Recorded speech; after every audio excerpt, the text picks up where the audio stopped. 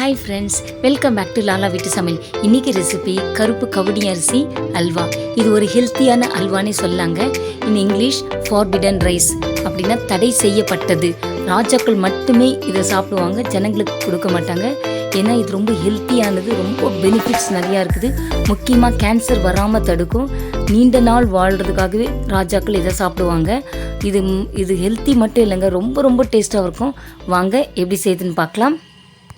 அதுக்கு ஒரு பவுலில் ஒரு கப் கவுனி அரிசியை 8 மணி நேரம் ஊற வச்சுருக்காங்க. 8 hours நல்லா ஊறிச்சு. இந்த கப்பில் தாங்க எடுத்துக்கேன். இந்த ஒரு கப் வந்து 240 mlக்கு ஈக்குவல். இப்போ நல்லா ரொம்ப நைஸாக அரைச்சி எடுத்துடலாங்க. அந்த பேட்டர் வந்து ஸ்மூத்தாக இருக்கணும். பாருங்கள், இந்த மாதிரி இருக்கணும். காண்பிக்கிறேன் பாருங்கள். நல்லா ஸ்மூத்தாக, நல்லா தண்ணியாக டைலூட்டடாக இருக்கணுங்க. அப்போ தான் அது வந்து டேஸ்ட்டாக இருக்கும்.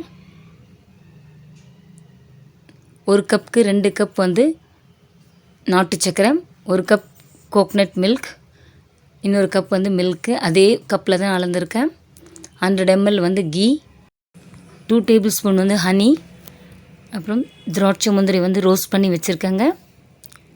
அது 50 ml வந்து ஆயில். அவ்வளோதாங்க இதுக்கு தேவையானது. ஒரு இண்டோலியம் கடாயில் எல்லா இன்க்ரீடியன்ஸும் ஆட் பண்ண பிறகு ஸ்டவ் ஆன் பண்ணுங்க. முதல்ல வந்து இந்த பேட்டரை ஆட் பண்ணிக்கலாம். கவுனி அரிசி, ஒரு கப் வந்து மில்க்கு, ஒரு கப் வந்து கோக்னட் மில்க், 5 tablespoon வந்து நாட்டு சக்கரைங்க. அதாவது ஒரு கப் அரிசிக்கு 2 கப் நாட்டு சக்கரை. நல்லா மிக்ஸ் பண்ணி விடுங்க. இப்போ ஸ்டவ் ஆன் பண்ணிடலாங்க. இந்த ஸ்வீட் உங்களுக்கு பத்தலைன்னா இந்த ஆட் பண்ண வரையும் போதுமானது தான். இது உங்களுக்கு பத்தலைன்னா நாங்கள் டேஸ்ட் பண்ணி பார்த்துட்டு இன்னும் 2 tablespoon கூட நீங்கள் ஆட் பண்ணிக்கலாம், உங்களுடைய டேஸ்ட் பிரகாரம். ஃபர்ஸ்ட்லேருந்து லாஸ்ட் வரையும் சிம்லேயே இருக்கணுங்க ஸ்டவ்வு. நல்லா மிக்ஸ் பண்ணி விடுங்க. சால்ட் ஆட் பண்ணிவிட்டு நல்லா மிக்ஸ் பண்ணி விடுங்க. கைவிடாமல் மிக்ஸ் பண்ணுங்க, இல்லைனா கட்டி அதாவது லம்ஸ் ஃபார்ம் ஆகிடும். பாருங்கள், லைட்டாக இருக்குது. அதனால தான் கண்டினியூஸாக நீங்கள் மிக்ஸ் பண்ணணும். இப்போ இந்த டைமில் வந்து 100 ml கீயும் 2 tablespoon ஹனியும் ஆட் பண்ணேன். கேமராவை நான் ஆஃப் பண்ணி வச்சுட்டு ஆன் பண்ண மறந்துட்டேன். அதனால் வீடியோவில் மிஸ் ஆயிடுச்சு, சாரி. இப்போ நல்லா கண்டினியூஸாக மிக்ஸ் பண்ணுங்கள். இதை நிதானமாக பொறுமையாக தாங்க செய்யணும். இதை செய்யறதுக்கு எனக்கு 45 minutes ஆச்சு. சிம்லே தாங்க கடைசி வரையும் செய்யணும். பாருங்கள், நம்ம போட்ட கீலாம் வந்து மேலே வரும். அவ்வளோ அப்சர்வ் ஆகிடுங்க. இல்லை எவ்வளோ நீங்கள் ஆட் பண்ணாலையும் அப்சர்வ் ஆகிடும். நல்லா மிக்ஸ் பண்ணின்னு இருங்க. அந்த 100 ml கூட பத்தலை.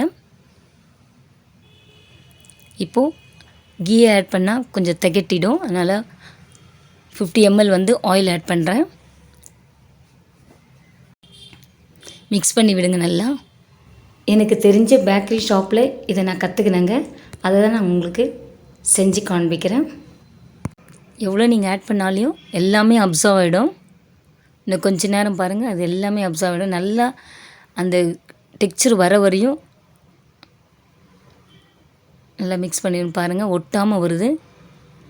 கடையில் கொஞ்சம் கூட ஒட்டலை பாருங்கள். மிக்ஸ் பண்ணும்போது பாருங்கள்.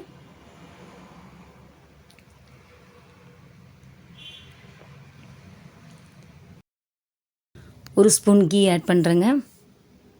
நல்லா மிக்ஸ் பண்ணி விடுங்க. கண்டினியூஸாக மிக்ஸ் பண்ணினே இருக்கணும்.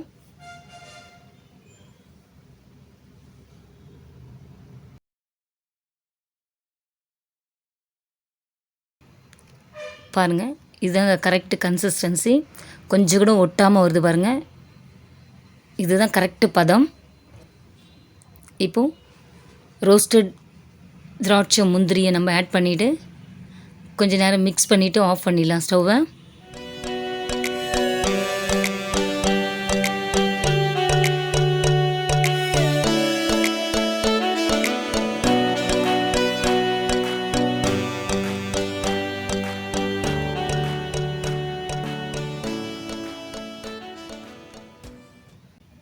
ஹனி ஒரு ஸ்பூன் ஆட் பண்ணிடுறேன்.